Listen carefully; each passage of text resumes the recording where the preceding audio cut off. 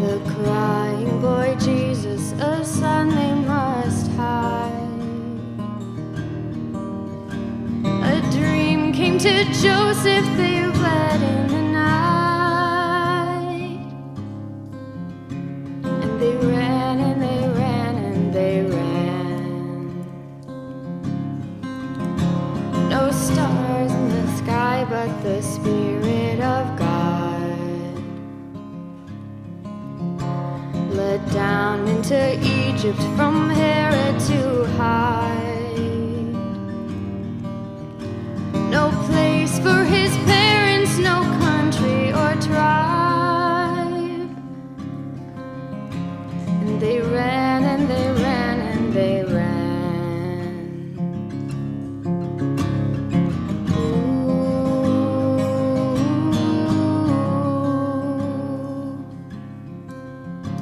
Stay near me, Lord Jesus, when danger is nigh, and keep us from Herods and all of their lies. I love thee, Lord Jesus, the refugee King, and we sing and we sing and we sing. We sing and we sing and we sing. Hallelujah.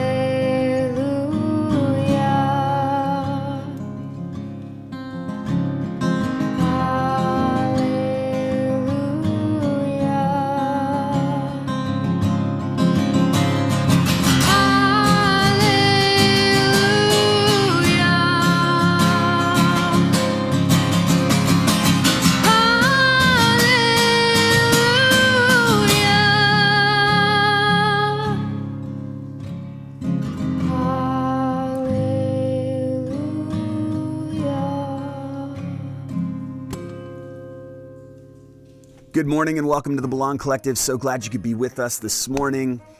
Merry Christmas. We are in December, so we can say Merry Christmas now, right? It's after Thanksgiving. I don't know about you. I'm the type of person who says you gotta wait, you gotta respect the rules.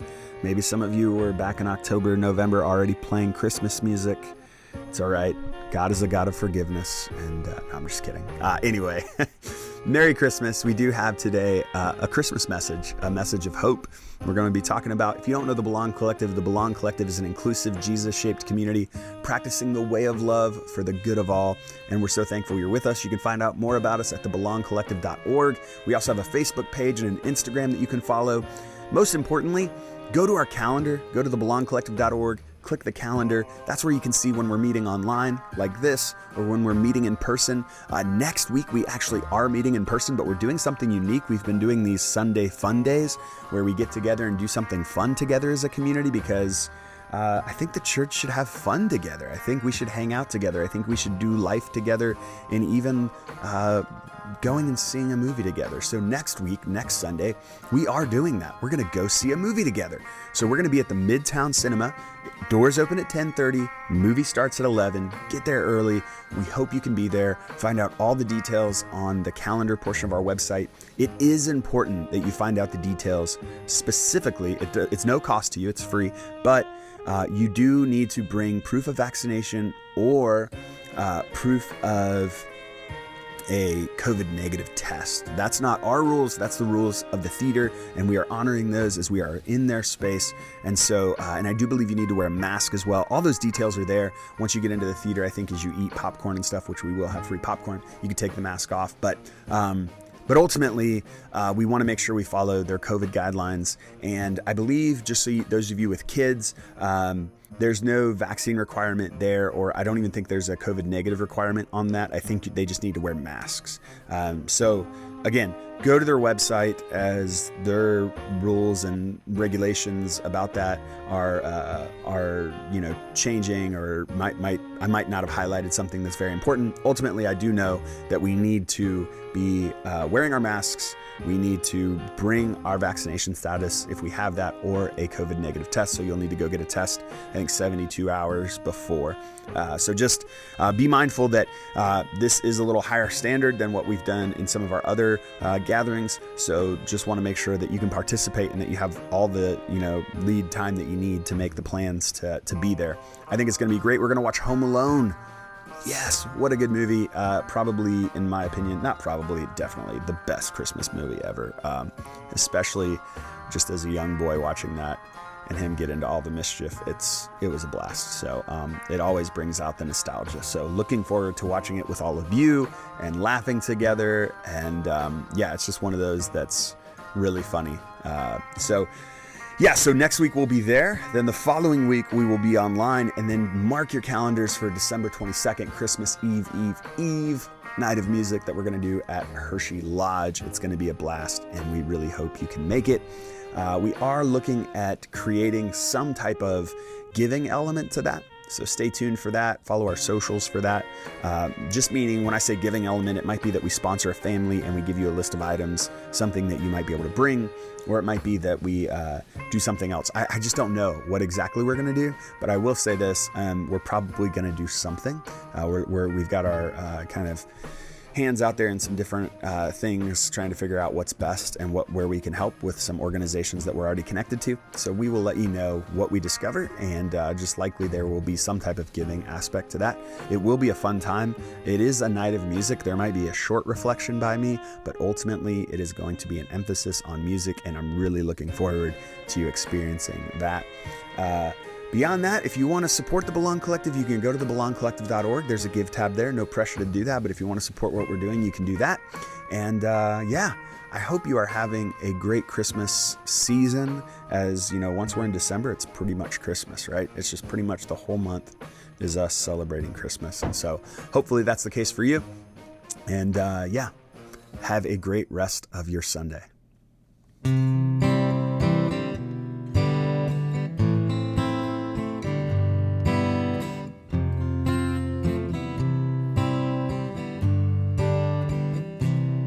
The first Noel, the angels did say, was to certain poor shepherds in fields as they lay, in fields where they lay keeping their sheep on a cold winter's night that was so deep.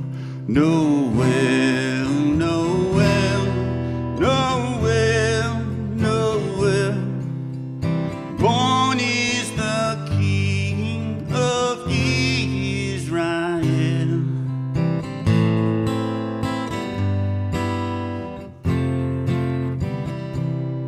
The shepherds looked up and saw a great star shining in the east beyond them far, and to the earth it gave a great light, and so it continued both day and night.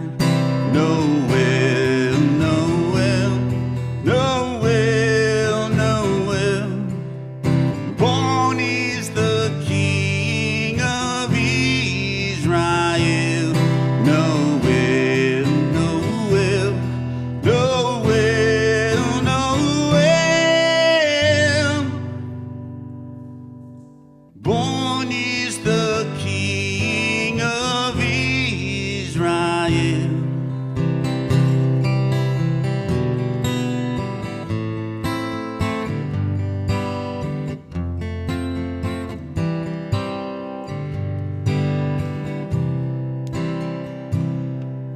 And by the light of that same star, 3 wise men came from country far. Now let us all with one accord sing praises to our heavenly Lord. Noel, Noel, Noel, Noel,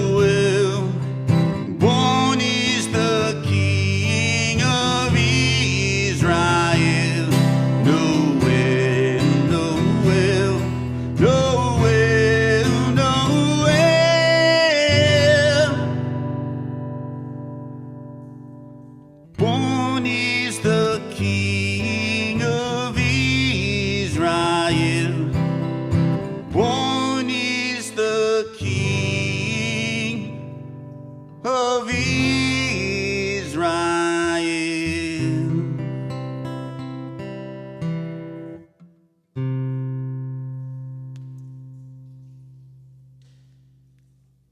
Hey, Belong Collective, Carl here. Just join me in a little bit of reading this morning. If you are going through some major life transition right now, I'm just going to read this, and it can be an encouragement for you to really lean on God in this season of your life. Lord, help me now to unclutter my life, to organize myself in the direction of simplicity. Lord, teach me to listen to my heart. Teach me to welcome change instead of fearing it. Lord, I give you these stirrings inside me. I give you my discontent. I give you my restlessness. I give you my doubt. I give you my despair. I give you all the longings I hold inside. Help me to listen to these signs of change, of growth. Help me to listen seriously and follow where they lead through the breathtaking empty space of an open door. Well, Merry Christmas. Today I want to talk about hope and the Christmas story, a story of hope. Luke chapter 2, verses 1 through 5 starts this way. It says, "In those days, Caesar Augustus issued a decree that a census should be taken of the entire Roman world. This was the first census that took place while Quirinius was governor of Syria, and everyone went to their own town to register. So Joseph also went up from the town of Nazareth in Galilee to Judea, to Bethlehem, the town of David, because he belonged to the house and line of David. He went there to register with Mary, who was pledged to be married to him and was expecting a child." Now, Caesar Augustus ruled from 30 BC to AD 14. He served 44 years. He entered into office with many civil wars taking place. He established a somewhat peaceful empire, at least when you would compare him to those who came before him and after. It was a fairly peaceful time. During times of peace, it is easier to prioritize something like a census. The Constitution of our government requires that the U.S. Census is taken every 10 years. We just had our last census in 2020, a year ago. In America, the census has a lot to do with congressional seats, electoral votes, and government-funded programming. Not quite the same with the Roman Empire. The Roman Empire was interested in name, occupation, property, marital status, children, and of course, military ability, which Jewish people would be exempt from serving in the military. Now, these stats were taken into account to determine your tax bracket within the Roman Empire, how much you would owe. Now, imagine being pregnant or your partner is with child. And imagine the President of the United States says everyone needs to go to their home or town to register, their hometown, to register for the coming census. Now, many of us would probably be frustrated. All of you who were raised in and around the area where you live might be fine. And maybe there would be an exemption for those who are pregnant. But in Rome, very unlikely, or there were little exemptions would be the way of saying it. Remember, Rome is in a time of relative peace. The military is massive. It's incredibly large. And they would have to give these soldiers something to do. And so Rome would have desired maximum efficiency if they're going to be taking this account of how many people they should be taxing, how much they should be taxing. So they wouldn't want anyone slipping through the cracks for reasons of being pregnant or whatever. So it makes sense to call for a census in a time of peace when you don't have the manpower to do it. And there's only resources to be gained when you find those who are dodging their taxes. Now, some scholars believe that Mary actually could have stayed back, that there was an exemption in her particular case, and Joseph could have taken care of the census duties for them both by going alone. But Joseph probably knew that if he left Mary behind, she could have the baby while he was gone. and she would probably be treated with insult and distrust since they weren't married long enough for her to be with child. We must also remember that both Mary and Joseph knew who this baby was. They were told by the angel that the baby was the Messiah. Being Jewish, they would have known this verse from Micah 5:2. But you, Bethlehem, Ephratah, though you are small among the clans of Judah, out of you will come for me one who will be ruler over Israel, whose origins are from ancient times. It was generally accepted by the Jewish people that the Messiah would be born in Bethlehem. Around 1,000 years prior, David was born in Bethlehem. So it's possible that Mary and Joseph knew this was where they were supposed to be. We are invited to participate in God's plan. God had a plan for Mary and Joseph. God doesn't give them all the details right at the starting line, yet God gives them the information they need to know. And then it's up to them for how they'll respond. We're being invited to participate in God's plan every single day. Every day we are offered opportunities to participate in the plan of God simply by doing the following: loving others, sharing kindness, giving with compassion in our hearts, forgiving others. I could go on and on. The fruits of the Spirit. God has given us many ways to participate. God's plan unfolds in our lives in the day-to-day. What might seem mundane is God calling us to look more like Jesus. The story continues in Luke 2:6-7. While they were there, the time came for the baby to be born, and she gave birth to her firstborn, a son. She wrapped him in clothes and placed him in a manger because there was no guest room available for them. Bethlehem is full. Why? Why is Bethlehem full? Because everyone is back for the census. Now, if everyone is back for the census, isn't Joseph's family back too? Like, isn't his family back? Wouldn't he have extended family around? Like, if I had to go back to my place of birth, I would have to go to Palm Springs, California.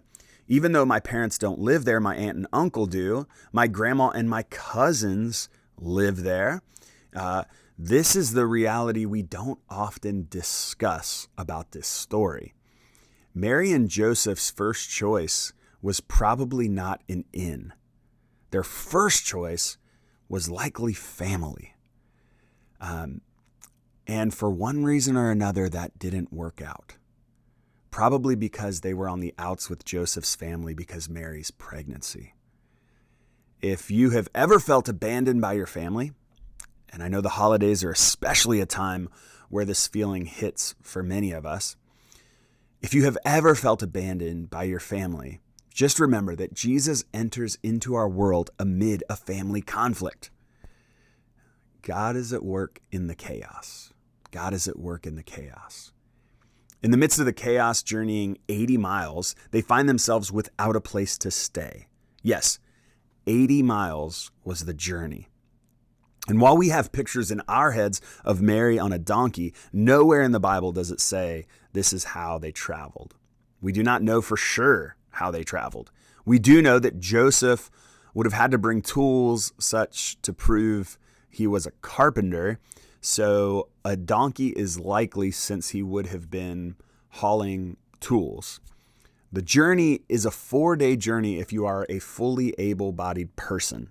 Pregnant and toward the end of your pregnancy, this could have taken them twice as long. But God is at work in their chaos. Our lives can seem out of control sometimes. A chaotic symphony that never goes silent. But God is so good that even in that mess, even in that noise, God is working things out. And God is providing. In the midst of Mary and Joseph's chaos, God provides a manger. Now, this manger was most likely in a cave, contrary to the way we've often envisioned the scene of a barn and a stable area. Justin Martyr, good name, except for the martyr part. Anyway, Justin Martyr in AD 150 said the stable was actually a cave in Bethlehem. And a little while later, in AD 327, Constantine wanted to commemorate this cave, so he built a church on it. Then in AD 529, the Samaritans pillaged the town. And finally, in AD 565, Justinian, another good name, started construction on a church that still stands there today. It's called the Church of the Nativity. It's located in the West Bank of Palestine. In 2019, I had the opportunity to visit this site, and here's a video I took of my time there. Hello from Palestine. We are in the front of the Church of the Nativity. We are in the front of the entrance to the Church of the Nativity. As you see, it is very small door, has been made by the Turks, Ottomans, in the 16th century to stop horsemen, camels, and animals to enter into the Church of the Nativity. So why did they make it so small? To stop horsemen, camels, animals, not to get in. Not to get in. Get in. So Yeah. they couldn't get in. Oh, wow. So the church we are in the front was built 600 AD. 680. Wow. Look to the top. That used to be the original gate from 600 AD. You see the frame to the top. Oh, wow. It was reduced by the Crusaders to be arch. Okay. In 1200 AD, then the small has been built by the Ottomans, Turks 1600 AD. Okay. 3 levels.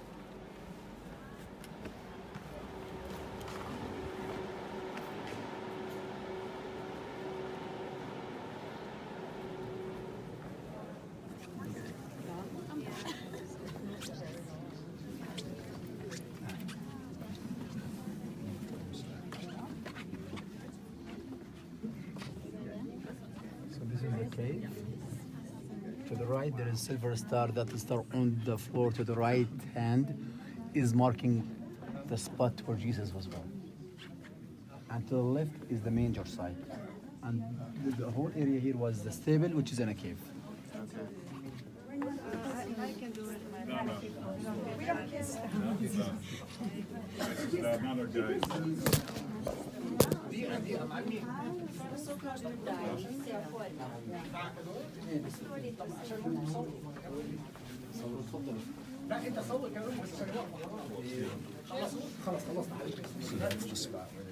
You can take pictures. Okay, guys, we have to move this way.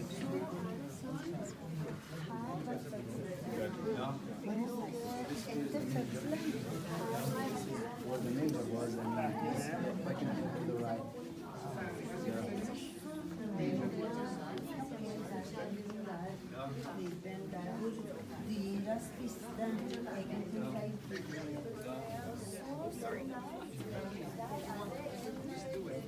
So this spot right here, you said is the manger spot? This is the manger spot, just to the right, 2 steps down to the right.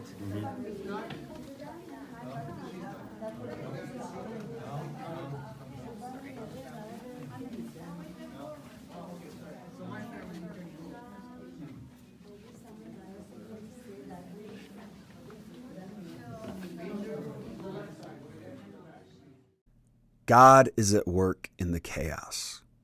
God provides a cave. God provides a manger. I just want to say, especially to those who feel distant from family during the holidays, whether that is rejection or simply the challenges of living in different locations, find your cave, seek out your manger.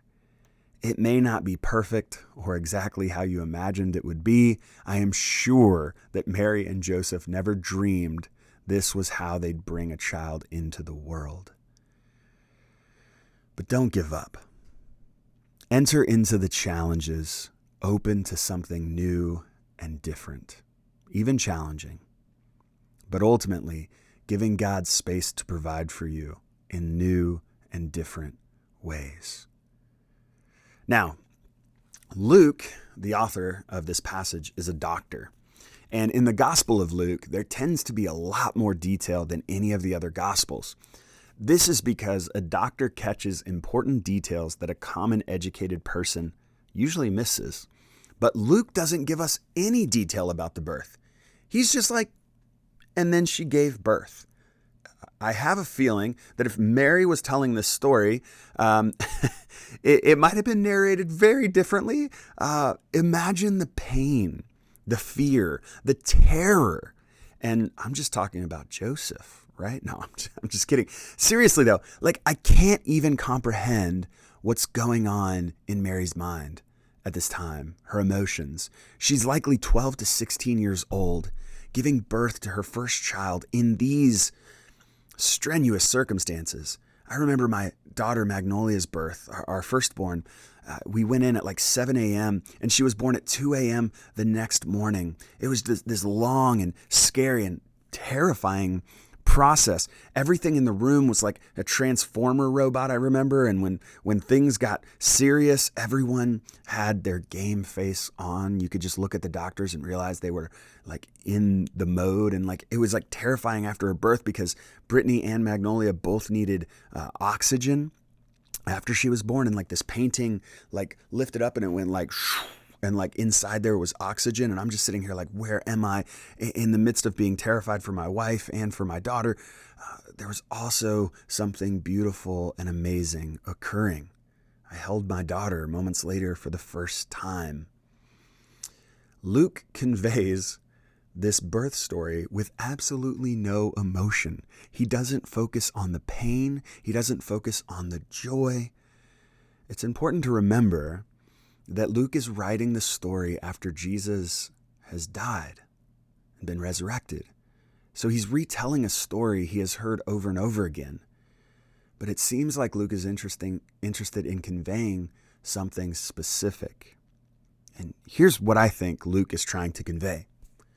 Mankind was rejecting Jesus even before he was born.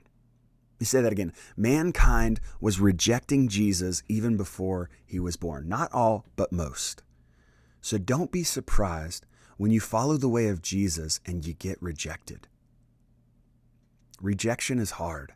Luke's gospel highlights the rejections of Jesus. But here we're seeing the rejection even of his parents. And it makes you wonder, how did these two teenagers get through this? How did they believe it was going to work out? Hope. They didn't lose hope. There's this great passage about hope in Hebrews 6:18-20. It reads this way: We who have fled to take hold of the hope set before us may be greatly encouraged. We have this hope as an anchor for the soul, firm and secure. It enters the inner sanctuary behind the curtain where our forerunner Jesus has entered on our behalf. He has become a high priest forever in the order of Melchizedek. Now, Hebrews is written by the Jewish community undergoing persecution. Being a Jewish community, they would have known the inner sanctuary of the temple. It is also known as the Holy of Holies. It was the holiest place in all of the temple. It was believed that God dwelt there in that holiest of holy place. Once a year, the high priest would go into the Holy of Holies on the Day of Atonement, Yom Kippur, as we would know it. And the high priest would make a sacrifice and then leave. They would actually tie a rope around the high priest in case he was struck down dead, because no one was going to go in the holiest of holies and get him out. When the early church describes the hope they have in Jesus, they say we have this kind of hope that enters into the Holy of Holies because we have a new high priest. That high priest's name is Jesus. And he invites us to the holiest of places because now, with Jesus, all places are holy. God has not designated a particular residence or building. Christ is in us. The hope of glory yet to come is here. And this hope is an anchor for our soul. In the past, the soul of the people might have wandered back and forth. But this hope does not wander because this hope is near to God every day, not one day a year for a few moments. Hebrews is talking about this imagery, this exclusive religious practice, and it's turning it upside down. Then saying, Jesus did that, and you are invited. In essence, hope is the new holy. Jesus has entered into our world on our behalf. Why? To save us. To save us from something we couldn't save ourselves from. To give us a new, rebirthed hope. We are not saved because we're holy enough. We're saved because Jesus, the source of our hope, is holy enough. So we don't look to a temple or to a priest or to a building or to a pastor or to any specific place. We look to Jesus, and we find all we need when we look at Jesus. So may you come to know that you have been invited to participate in God's plan. May you find that God is at work even in the chaos of your life. Even when you experience profound rejection, God is making a way. And may you open yourself to the kind of hope that anchors your soul in the midst of life's storms. Amen.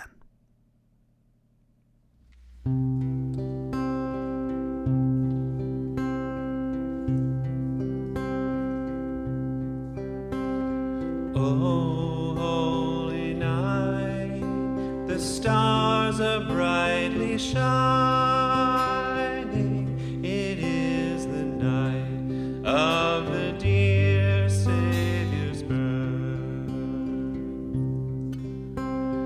Long lay the world in sin and error pining, till he appeared and the soul felt its worth.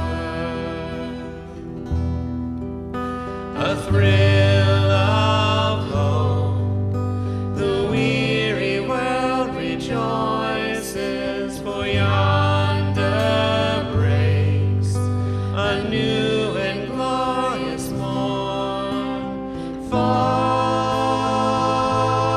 on your knees, oh, hear the angel voices, oh, night divine, oh, night when Christ was born, oh, night divine,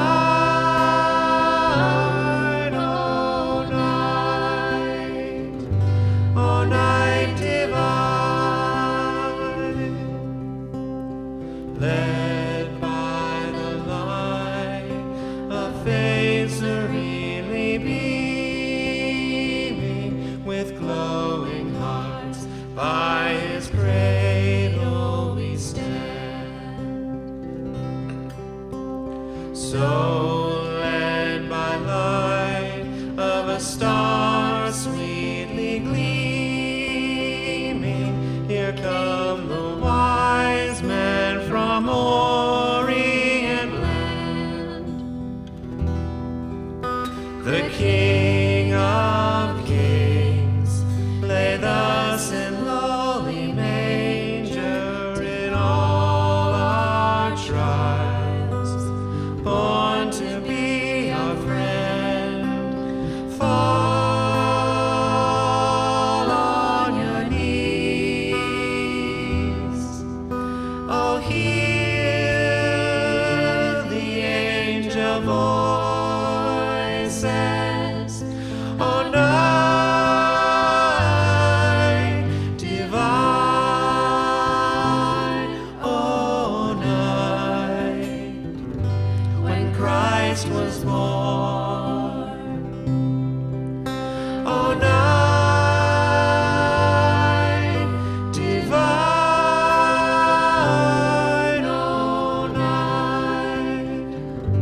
oh, night divine, truly taught us to love one another. His law is love, and